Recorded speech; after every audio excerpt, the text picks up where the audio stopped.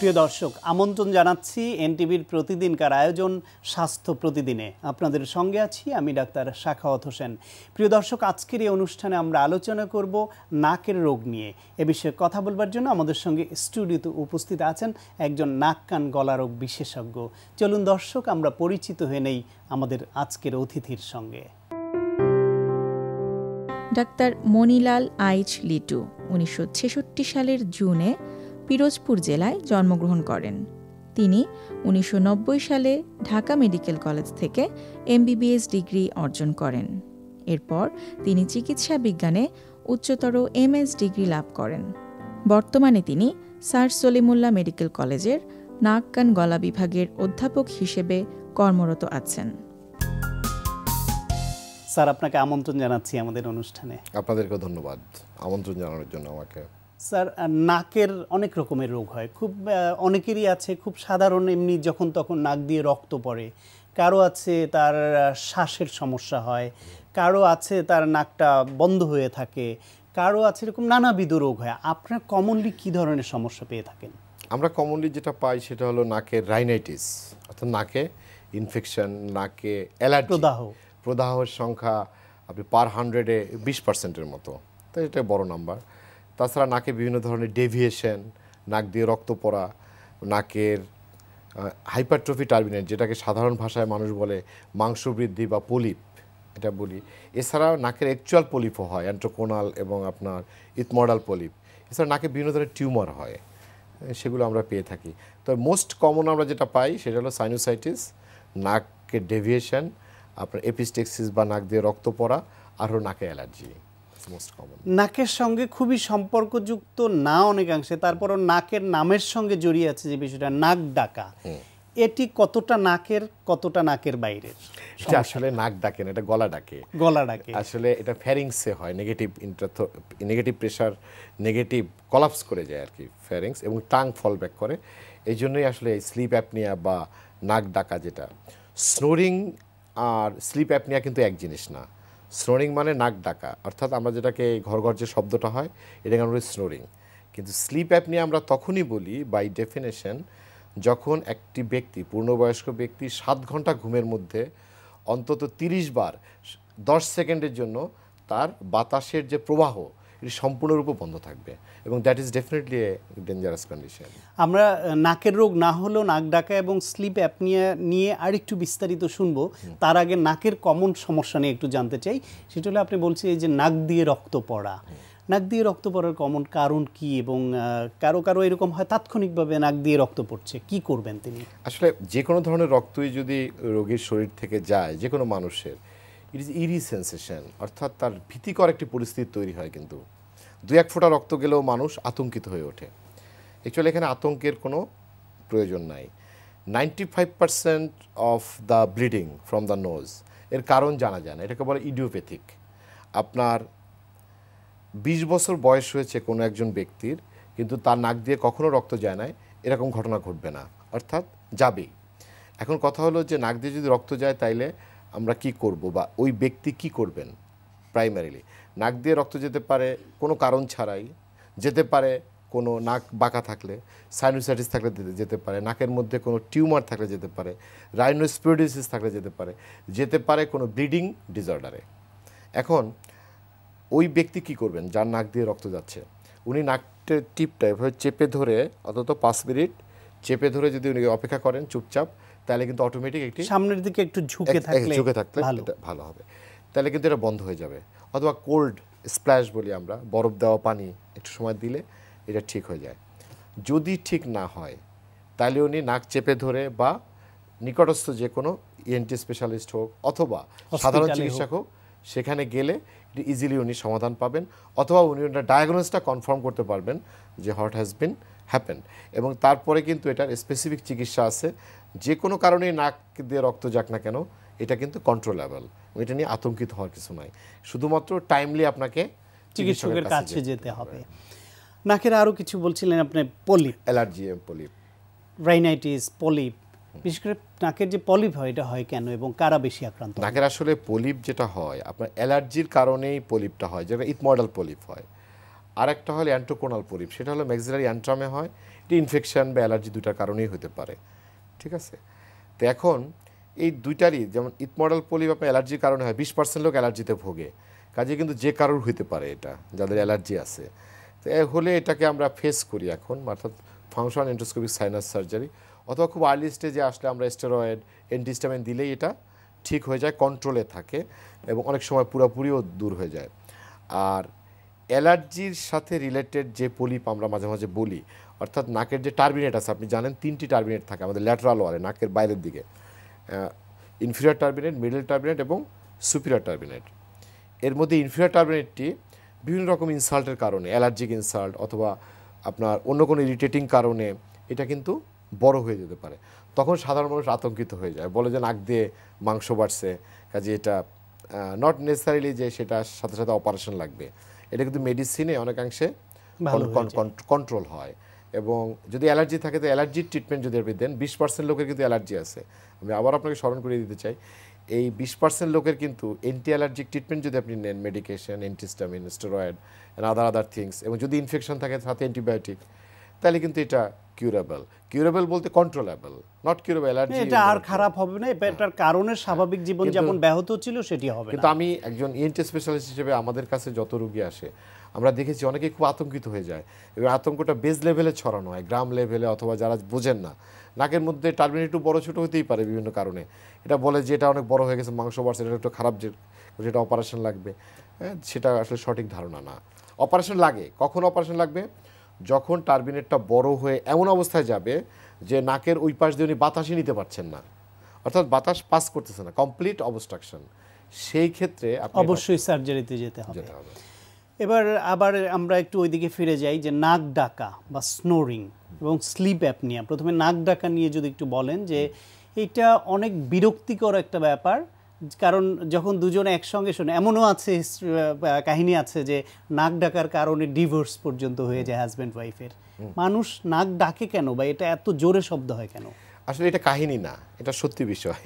আপনি সারা দুনিয়াতে, specially western ওয়ার্ল্ডে, যেসব দেশের লোকজন একটু মোটা এবং অ্যাফ্লুয়েন্ট সোসাইটি, তাদের মধ্যে কিন্তু নাক ডাকার রেট আমাদের এই অঞ্চলের চাইতে বেশি কম্পারেটিভলি। এবং উইনস্টন চার্চিল, আপনারা নাম শুনছেন, উনি নাক ডাকতেন 140 ডেসিবেলে, যেখানে একটা জেট ইঞ্জিনের শব্দ করে 130 ডেসিবেল। এবং শব্দটা হয় কারণ হলো, যখন আপনি বাতাসটা উনি নেওয়ার চেষ্টা করেন, প্রচণ্ড বেগে উনি ভিতরে নেগেটিভ সাকশন হয়, এবং তখন ওই ফ্যারিংস একটার সাথে আর একটা, আপনার টাং বেস সহ আপনার এক ধরনের কম্পন হয়, তার ফলেই এই শব্দটা তৈরি হয়। নাক বাঁকা থাকলে, অথবা ফ্যারিংসে কোনো টিউমার থাকলে, অথবা ফ্যারিংস যদি কলাপস করে ওবেসিটির কারণে, অথবা অনেকের অন্য রকম হ্যাবিট থাকে, যেমন অ্যালকোহল, স্মোকিং, তারপর স্লিপ, যদি আপনার হাইজিন মেনটেন করতে হয়, যেমন আমরা প্রতিদিন যদি একই সময়ে ঘুমাতে যাই, আমাদের কিন্তু এই সব ধারণা নাই যে আমাদের ঘুমেরও যে একটা হাইজিন আছে। আমরা টিভি চালায় দিয়ে ঘুমাইতে থাকি, অথবা চারিদিকে শব্দ হচ্ছে, সেরকম এনভায়রনমেন্টে আমরা ঘুমাই। এই স্লিপ হাইজিন যদি আমরা মেনটেন করি, তাহলে কিন্তু এটা কন্ট্রোলে থাকে। আর আপনি যেটা বলছেন যে এর যে ক্ষতিকর দিক তো অনেক আসলে। যেমন নাক ডাকলে আপনি কার্ডিয়াক অ্যারেস্ট হতে পারে, এমআই হতে পারে, আপনার ঘুমের মধ্যে ডেথ যেটা সাডেন ডেথ, সেটিও হয়। আপনার ব্লাড প্রেশার যে বাড়ে, তার মূল কারণ বলা হয় এখন স্লিপ অ্যাপনিয়া। কারণ যখন অক্সিজেন কম যায় লাংসে, তখন হার্ট এই যে পেরিফেরিতে যে কম অক্সিজেন যাচ্ছে, সেটা কম্পেনসেট করার জন্য প্রেশারটা বাড়িয়ে দেয়। প্রেশারটা বাড়লে তখন সাস্টেইন প্রেশার তাকে রাখতে হয় to get the required amount of oxygen in the brain and other tissues. কাজেই হাইপারটেনশনেরও ওয়ান অফ দ্য কজ। এখন বলা হয় ডায়াবেটিসও রিলেটেড উইথ দ্য, এছাড়া রোড ট্রাফিক অ্যাক্সিডেন্ট এবং মেশিনারি অ্যাক্সিডেন্ট, এবং অনলি লাস্ট ইয়ার 80,000 অ্যাক্সিডেন্ট আমেরিকাতে তারা হিসাব করছে ইজ ডিউ টু আপনার স্লিপ অ্যাপনিয়া। কারণ রাতে ঘুম ঠিক মতো হয় না, ফলে দিনের কাজ ঠিক মতো সে কনসেন্ট্রেশন দিয়ে। এবং আরও একটা খুব ইন্টারেস্টিং জিনিস, আমি এইবার লাস্ট টাইম আমি এপওয়ার্থ স্লিপ সেন্টার, যেটা মেলবোর্নে, ওখানে ট্রেনিং নিতে গিয়ে আমি দেখলাম যে ওদের প্রোটোকল আছে গভর্নমেন্ট, যে ব্যক্তি নাক ডাকবেন তিনি কোনো ড্রাইভিং লাইসেন্স ব্যবহার করতে পারবেন না, অথবা উনি মেশিনারিজ হ্যান্ডেল করতে পারবেন না, কোনো সেন্সিটিভ মেশিনারি। আপনার যদি কোনো ব্যক্তি রুটিন টেস্টের সময়, ওদের প্রতি বছর টেস্ট হয়, রুটিন টেস্টের সময় তার স্লিপ অ্যাপনিয়া ধরা পড়ে, তাইলে ওই ব্যক্তির লাইসেন্স স্ট্রিপ আউট করা হয়, অর্থাৎ তার লাইসেন্স নিয়ে না হয়, কারণ উনি যে কোনো মুহূর্তে অ্যাক্সিডেন্ট করতে পারেন। এটা চিকিৎসা করিয়ে তারপরে তিনি আবার নিতে পারবেন? চিকিৎসা করিয়ে তাকে সার্টিফিকেট নিতে হবে যে he is quite capable to carry out any sort of such duty such as driving motor vehicles or machineries or other sensitive things, aeroplane, এগুলো কোনো সেন্সিটিভ জিনিস উনি চালানোর জন্য পারবেন না। এই যে জটিল সমস্যা এত কিছু আপনি বললেন, এর সমাধান কি? এর সমাধান হচ্ছে যে আপনার ওভারওয়েট বা ওবেসিটিটাকে প্রিভেন্ট করতে হবে, আপনার স্মোকিং, অ্যালকোহল, এই সব ব্যাড হ্যাবিট থেকে দূরে থাকতে হবে, আপনার স্লিপ হাইজিন মেনটেন করতে হবে, মডারেট এক্সারসাইজ করতে হবে এবং মডারেট ডায়েট নিতে হবে, আপনার প্রচুর পরিমাণ পানি সেটা খেতে হবে আপনার। অর্থাৎ তাকে যদি একটা হেলদি লাইফস্টাইল উনি মেনটেন করেন এবং বিশেষ করে ওজনটাকে যদি উনি কন্ট্রোলে আনেন তাহলে অধিকাংশ ক্ষেত্রেই এই স্লিপ অ্যাপনিয়া ভালো থাকে। এবং যে ক্ষেত্রে ভালো না হয় তারও চিকিৎসা আছে, সার্জিক্যাল চিকিৎসা আছে, সেটা করে কারেকশন করা সম্ভব। সিপ্যাপ মেশিন, বাইপ্যাপ মেশিন, অনেক কিছু দেওয়া যায় এবং সবকিছু এখন আমাদের দেশেই হচ্ছে। আপনাকে অনেক ধন্যবাদ স্যার, আমরা অনেক গুরুত্বপূর্ণ তথ্য জানলাম। আপনাকেও ধন্যবাদ। প্রিয় দর্শক, আমরা শুনছিলাম নাকের সমস্যা, বিশেষ করে নাকের কী কী রোগ হতে পারে, তার প্রতিকার, নাক ডাকা এবং স্লিপ অ্যাপনিয়া নিয়ে অত্যন্ত প্রয়োজনীয় কিছু পরামর্শ। আশা করি আপনাদের উপকারে এসেছে। আজকে আমরা দেখাবো হচ্ছে লোয়ার ব্যাক হিলিংয়ের জন্য সেকেন্ড মুভমেন্ট। এটাকে আমরা বেসিক্যালি মানে ফোকাস করবো হচ্ছে পেলভিক মাসল অ্যান্ড দ্য হিপস। এর সাথে যে জিনিসটা হবে আমরা আপার স্পাইন অথবা মানে নেকের যে মাসলটা থাকে অথবা নেকের যে জয়েন্টসটা থাকে সেই জয়েন্টসটাকে আমরা একই সাথে ফোকাস করব এবং মুভমেন্টটা হবে উইথ দ্য অ্যাবডাক্টার্স মাসলস অলসো। কিন্তু জিনিসটা মানে এই অ্যাবডাক্টার্স মাসলটা কিন্তু ইনডাইরেক্টলি হবে আর কি, ইনভলভ হবে। দ্য রিজন ইজ যখন আপনি হিপটাকে ইনভলভ করবেন তখন অ্যাবডাক্টার্স মাসলস অফ অ্যাডাক্টার মাসল কিন্তু সেকেন্ডারি মাসল হিসেবে ইনভলভ হয়ে যায়। সুতরাং ইনডাইরেক্টলি আপনি কি ওই দুইটা মাসলকে কিন্তু স্ট্রেনথেন করছেন, কিন্তু বেসিক্যালি মুভমেন্ট হবে হিপস এবং পেলভিক মাসল দিয়ে। এখন দেখুন যে এক্সারসাইজটা আমরা কীভাবে করবো। এর আগে আমরা এক্সারসাইজ দেখেছিলাম, কিন্তু এতে মুভমেন্টটা নেক মাসলে একটু লিমিটেড ছিল। এখন আমরা করবো, ট্রাই করবো যে ওই দুইটা মাসলের সাথে নেক মাসলটাকে কীভাবে ইনভলভ করানো যায়। এখন দেখুন আমরা এক্সারসাইজটা করাচ্ছি। হাত দুটো থাকবে রিল্যাক্সলি, খেয়াল করবেন, খেয়াল করবেন পা দুটো থাকবে একদম জোড়া, একদম ক্লোজ, এবং দরকার পড়লে আপনি হিপসটাকে আপনি সামনে দিকে নিয়ে আসবেন। ইয়েস, কারণ রেঞ্জ অফ মোশন একটু থাকতে হবে, কম থাকতে হবে যখন আপনি শোবেন। এই অবস্থায় breathe in up, breathe in করতে করতে পুরো বডিটাকে উপরে নিয়ে যাবেন, একদম হিপসের মাসল দিয়ে উঠিয়ে ফেলবেন এবং ট্রাই করবেন আপার পেক্সটা যাতে আপনার থুতনিতে এসে লেগে থাকে, তাহলে আপনার নেক মাসলটা এটার সাথে ইনভলভ হবে।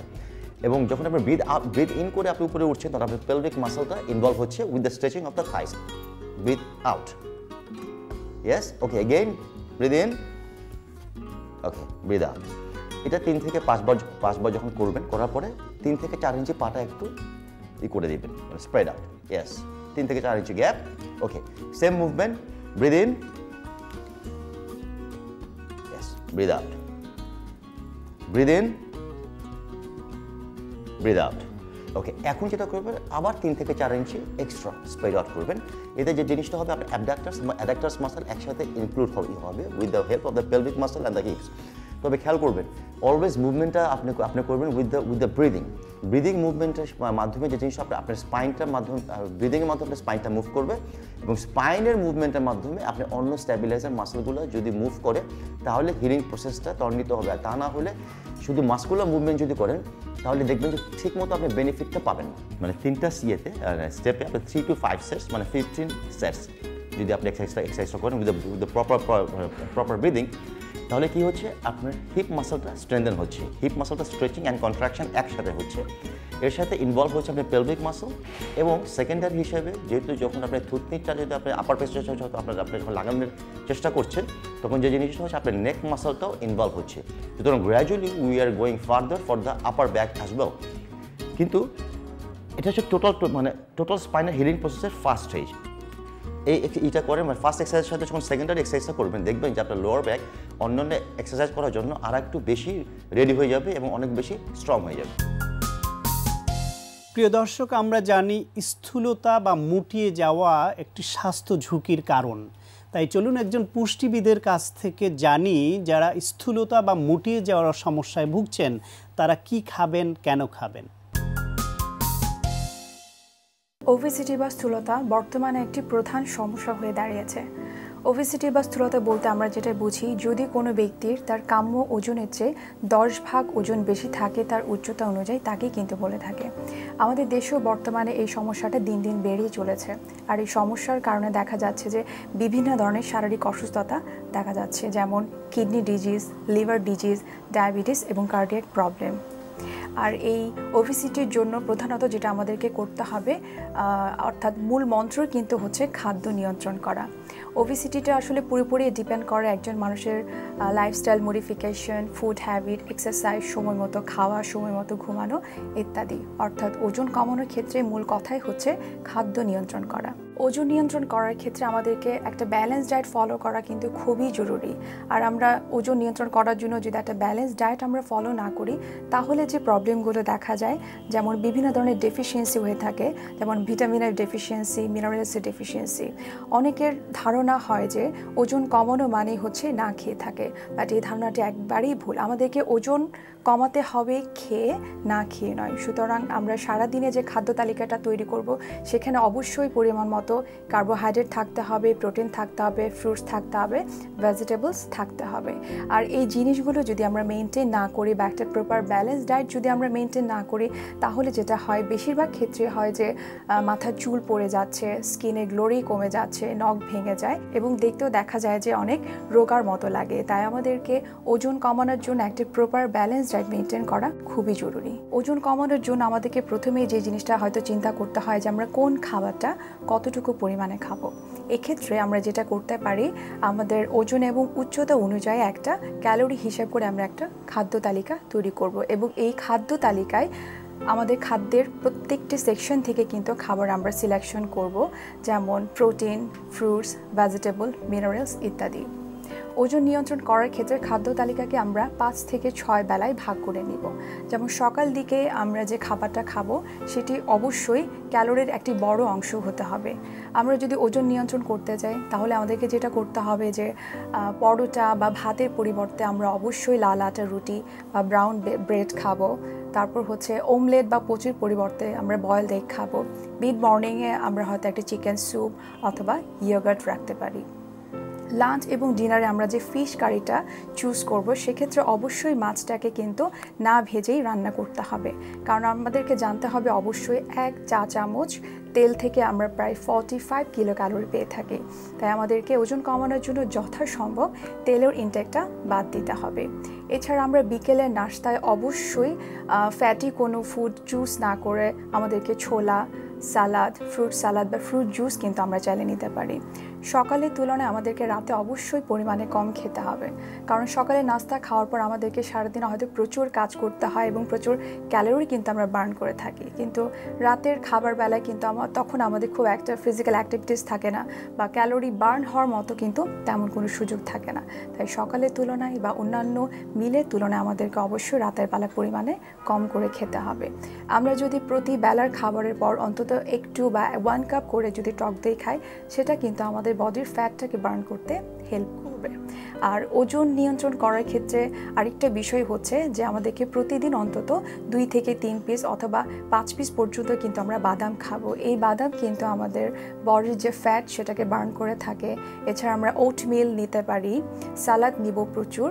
মোট কথা হচ্ছে ওজন নিয়ন্ত্রণ করার জন্য আমাদেরকে অবশ্যই শর্করা জাতীয় খাবার কম পরিমাণে খেতে হবে, প্রোটিন জাতীয় খাবার অনেক বেশি থাকবে, ফ্রুটস এবং ভেজিটেবলের সার্ভিংস থাকতে হবে 2 থেকে 3 সার্ভিংস।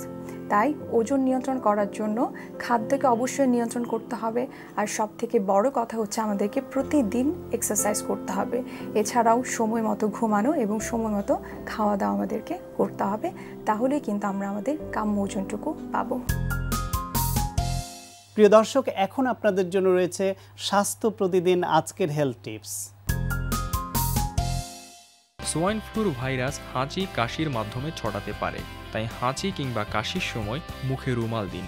অন্যকে সোয়াইন ফ্লু মুক্ত রাখতে সহায়তা করুন। প্রিয় দর্শক, এই অনুষ্ঠান সম্পর্কে আপনাদের যে কোনো মতামত বা পরামর্শ থাকলে অবশ্যই লিখে জানাবেন এই ঠিকানায়। প্রযোজক স্বাস্থ্য প্রতিদিন, এনটিভি, বিএসসি ভবন, 7 তলা, 102 কাজী নজরুল ইসলাম এভিনিউ, কারণ বাজার, ঢাকা 1215। ফ্যাক্স 914338 থেকে 7 পর্যন্ত, অথবা ইমেল করুন স্বাস্থ্যপ্রতিদিন@ntvpd.com এই ঠিকানায়। প্রিয় দর্শক, আপনার প্রিয় স্বাস্থ্য প্রতিদিনের আগামী পর্বে আপনার জন্য যা থাকছে। ব্লকটা হয় রক্তনালীতে, সো যেখানে রক্তনালী আছে সেখানে ব্লক হবে। সেটি যদি হার্টে হয় সেটির নাম হচ্ছে হার্ট অ্যাটাক। সেই রক্তনালীর ব্লকটা যদি হয় ব্রেইনে সেটির নাম হচ্ছে ব্রেইন অ্যাটাক বা আমরা স্ট্রোক বলি। আর যদি সেটি হয় পায়ে, তখন আমরা তাকে বলি পায়ে অ্যাটাক বা অ্যাকিউট লিম্ব ইসকেমিয়া। এটি কিন্তু যে কোনো জায়গায় হতে পারে। সো পায়ে যেহেতু অনেক রক্তনালী আছে, যাদের হার্টে হয় তাদের ক্ষেত্রে পায়ে হওয়ার সম্ভাবনা অনেক বেশি থাকে। তো হার্টে হলে হার্ট বিকল হয়ে যায়, আমাদের মৃত্যু ঝুঁকি তৈরি হয়। জি। ব্রেন অ্যাটাক বা স্ট্রোক হলেও সেখানেও মৃত্যু ঝুঁকি আছে, অ্যাটাক হয়। পায়ে হলে সমস্যা কি? একই কথা, পায়ে সেখানে পায়ের ঝুঁকি আছে, আপনার পাটি নষ্ট হয়ে যেতে পারে। এবং আপনি রাস্তাঘাটে বের হলে যে ভিক্ষুকগুলোকে দেখবেন, এদের অধিকাংশই কিন্তু হচ্ছে এই ব্লকজনিত সমস্যায় ভোগে। আমাদের দেশের সাধারণ একটা কমন টার্ম হচ্ছে বার্জার ডিজিজের রুগী তারা। আসলে এটি একটি ভুল ডায়াগনোসিস, 99% ক্ষেত্রে কিন্তু এটি ভুল ডায়াগনোসিস। এই পায়ে ব্লক তাদের থাকে এবং দেখা যায় যে যাদের এই চিকিৎসা নেয় না বা দেরি করে ফেলে অথবা অপচিকিৎসার শিকার হয়, তাদের ক্ষেত্রে কিন্তু দেখা যায় পা হারানোর সম্ভাবনা বেড়ে যায়। অর্থাৎ এক কথায় যে আপনার পাটি নষ্ট হয়ে যেতে পারে যদি আপনি এটি শিকার হয়ে থাকেন।